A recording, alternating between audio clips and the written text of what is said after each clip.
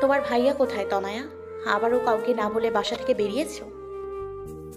তনয়া অপরাধীর ন্যায় মাথা নোয়ালো, মিনমিনিয়ে বলল, আমি হারিয়ে গেছি। তোমার ভাইয়া এমন কেয়ারলেস কেন? তুমি যখন বেরিয়েছিলে কেউ দেখেনি? সরোজ ভাইয়া ঘুমায়। আর তৃষ্ণান? তনয়া চোখ পিট পিট করে তাকালো। ভাইয়া বাহিরে কাজ করে। ভেতরকার দীর্ঘশ্বাসটা রয়ে শোয়ে ফেললো অটবি। খেয়াল করলো তনয়া অনেকক্ষণ ধরে তার হাতের ঝালমুড়ির দিকে চেয়ে আছে। চাপা হতাশা আটকে ঝালমুড়ি তনয়ার দিকে বাড়িয়ে দিল সে। বলল, নাও এটা খাও। তৃষ্ণানের বাসাটা ঠিক কোথায় তা জানা নেই অটবির। শুধু জানে জঙ্গলের ভেতরে ছোট আঁকাবাঁকা রাস্তা পেরিয়ে একটা মাঝারি আধভাঙা রাজপ্রাসাদ আছে। ওটাই তৃষ্ণানের বাড়ি। কিন্তু সে শতভাগ নিশ্চিত নয়। নলিবকে বলতে শুনেছিল, এই সোনার উপর নির্ভর করে সম্পূর্ণ অচেনা জায়গায় পা বাড়াতে ইচ্ছে করছে না। কপালে কিঞ্চিত বলিরেখা এঁটে তনয়ার দিকে তাকালো। মেয়েটা ওর দিকে চেয়েছিল। ছটপটে কণ্ঠে বলল, আমি এখান থেকে বাসায় যেতে পারবো আপু? তোমাদের বাসায় জঙ্গলের ভেতরেই? তুমি রাস্তা চেনো? তনয়া বেশ কয়েকবার মাথা তোলালো। হ্যাঁ, সে চেনে, কিন্তু তবুও তাকে একা ছাড়লো না অটবি। ছোট্ট রাস্তার ভেতরে দুজন পাশাপাশি হাঁটতে লাগলো। তনয়ার ঝালমুড়ি খাওয়া শেষ। সে আপাতত শক্ত করে অটবির হাত ধরে আছে। মেয়েটা অটবির থেকে 1-2 বছরের ছোট হবে, তবে উচ্চতায় সমান সমান। এত বড় একটা মেয়েকে শাসন করতে একটু অস্বস্তি লাগছে তার। এই মেয়েটা যদি সুস্থ থাকতো তবে নিশ্চয়ই তাকে অন্যের উপর নির্ভর করতে হতো না। হয়তো মেয়েটা এতদিনে নিজের মতো করে একটা সুন্দর জীবন গড়ে তুলত। জঙ্গল থেকে তৃষ্ণানের বাড়ি অত দূরে না, 10 মিনিটের পথ। কোনো ধরনের গেট নেই, হয়তো ছিল, কিন্তু এখন এর অস্তিত্ব সম্পূর্ণ বিলীন। দুপাশে শুধু দুটো পিলার গেঁথে আছে। বাড়ির সুরক্ষায় দাঁড়িয়ে থাকা দেওয়ালগুলো ভেঙে একাকার। অটবি পিলার দুটো পাশ কাটিয়ে সামনে এগোলো। সদর দরজা সম্পূর্ণ খোলা। বসার ঘরে হাত পা ছড়িয়ে হাঁ করে ঘুমাচ্ছে সরোজ। দুটো ঠোঁটের পাতার মাঝখানে বিস্তর ফাঁক। কি আরামের ঘুম তার। তনয়া দৌড়ে সরোজের কাছে গেল। কিছুক্ষণ ভ্রুকুচকে চেয়ে টেবিলে থাকা। তোমার সমস্যা কি তনয়া আপু? হ্যাঁ, আমার ঘুমের সাথে তোমার তো শত্রুতা জ্ঞান? অটবির পেছনে আড়াল করে। অটবি এতক্ষণ চুপ থাকলেও এবার বেশ ক্ষিপ্ত হয়ে বলল, রাতে কি ঘুমাও না সরোজ? লেখাপড়াও তো করো না, সারাদিন এদিক ওদিক ছুটতে থাকো। আসলে করোটা কি তুমি? এত ঘুম কেন আসে? মেয়েটা যে একা একা মোড়ের রাস্তায় চলে গিয়েছিল, সেই খেয়াল আছে? সরোজ চমকালো খুব। একবার অটবিকে দেখে আর একবার লুকিয়ে থাকা তনয়াকে দেখার চেষ্টা করলো। বাম হাত দিয়ে ঘাড় চুলকালো কয়েক সেকেন্ড। ভ্রু বাঁকিয়ে ভীষণ আশ্চর্য কণ্ঠে শুধালো, সত্যি বলতেছ? আমি এত বিশ্রী ঘুমাই? তনয়া খিলখিলিয়ে হাসলো। থম মেরে থাকা সরোজকে দেখে তার খুব হাসি পাচ্ছে, মজাও লাগছে ভীষণ। ঠোঁটের হাসিটা দৃঢ় করে অটবির একটা হাত জড়িয়ে ধরল সে। আবদারের সুরে বলল, আজকে আমার সাথে এখানে থাকবা আপু? নিষ্পাপ শিশুর ন্যায় স্বচ্ছ চোখের মায়া অটবিকে গলাতে পারল না। আস্তে আস্তে ধরণীতে সন্ধ্যা নামছে। এক্ষুনি বাসায় না ফিরলে অনেক দেরি হয়ে যাবে। পাশ থেকে সরোজ গলা মেলালো, তনয়া আপু ঠিক বলতেছে, এখন যাওয়া ঠিক হইব না। এই রাস্তা ভালো না, শিয়ালে দল বেঁধে বসে থাকে। তুমি তৃষ্ণান ভাই আসার পর যাই আপু। তৃষ্ণান ভাই এই তো আইসা পড়বো, অনেক কলেজে বাইরে গেছে। অটবি একদমই চাইছিল না থাকতে, কিন্তু দুজন মানুষের পীড়াপিড়িতে সে একা টিকতে পারেনি। ডাইনিং টেবিলের চেয়ারে গম্ভীর মুখে বসে আছে। পাশে তনয়া তার প্রিয় টেডি বিয়ার নিয়ে খেলছে। মাঝে মাঝে অটবিকে কি কি যেন জিজ্ঞেস করছে, বলছে। অটবি হুম হাঁ ছাড়া ও তেমন উত্তর করছে না। তার আসলে বিরক্ত লাগছে সবকিছু। মনে হচ্ছে উপকার করাটাই উচিত হয়নি। তৃষ্ণান আসলো মিনিট খানেক বাদে। সরোজ তখন রান্নাঘর থেকে হাঁক ছাড়ছে।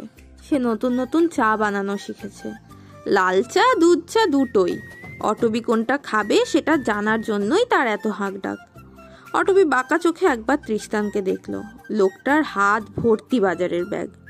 অটবির দিকে একবার স্বাভাবিক দৃষ্টে তাকিয়ে সে নিজেই প্রশ্নের উত্তর দিল।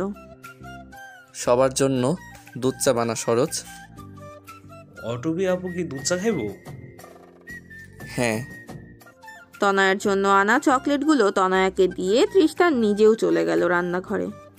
অটবি চোখ মুখ খিচে শক্ত হয়ে বসে রইল। দারুণ অস্বস্তিতে হাত পা কাঁপছে তার। যাওয়ার আগে লোকটা তার হাতেও চকলেট গুজে দিয়ে গেছে। কাজটা এত দ্রুত করেছে যে সে মানা করারও সুযোগ পায়নি। অটবি ভেবেছিল তৃষ্টান এসেই তাকে দেখে চমকাবে, নানান প্রশ্ন করবে, কিন্তু সেসব নিছক কল্পনা। তৃষ্টান এতটাই স্বাভাবিক আচরণ করেছে যে অটবি নিজেই ক্ষণে ক্ষণে অতবাক হয়ে চমকাচ্ছে। লোকটার সফটওয়্যারগুলো ঠিকই ভালোভাবে কাজ করে না নাকি? একটু তো অবাক হওয়া উচিত ছিল। ডাইনিং টেবিলের একদম সামনের দেওয়ালটাতে বাধাই করা একটা ছবি আছে সুখী পরিবারের। লম্বা সুদর্শন মতো একজন লোক স্যুট প্যান্ট পরে আছেন। তার কোলে ৮-৯ বছরের একটা ভীষণ সুন্দর ছেলে। দাঁত বের করে চোখ বুজে হাসছে সে। সুদর্শন লোকটার পাশে শাড়ি পরা একজন অত্যাধিক সুন্দর নারী দাঁড়িয়ে আছেন। দেখতে মোটেও এদেশের মতো না, বিদেশিনী। একটু খেয়াল করলে বোঝা যায় তার চুলগুলো ভীষণ লাল। আমেরিকান মুখবয়ব, ফর্সা টকটকে ত্বকে ঘিয়া রঙা শাড়ি ফুটে আছে। তার কোলে তোয়ালে পেঁচানো নবজাতক শিশু। ছবির এই চারজন এত স্নিগ্ধ হাসছে, অটবি চোখ সরাতে পারল না। মুগ্ধ হয়ে চেয়েই রইল। সরোজ তার মুগ্ধতা দেখে চায়ের ট্রেটা টেবিলে রাখতে রাখতে উচ্ছ্বাস নিয়ে বলল, এটা তৃষ্টান ভাইয়ের বাপ মা। পোলাটা তৃষ্টান ভাই আর বাচ্চাটা তনয়া আপু। সুন্দর না ছবিটা?